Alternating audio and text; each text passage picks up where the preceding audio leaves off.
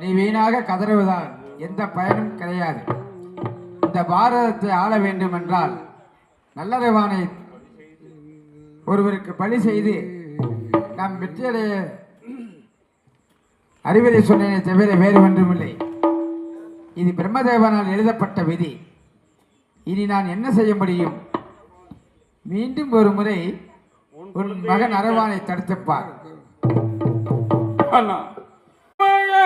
மட்டும் கொஞ்சி வல்லெடுத்த பஞ்சி நான் என்ன செய்வேண்டா ஆண்டா மகனே, பஞ்சி நான் என்ன செய்வேண்டா.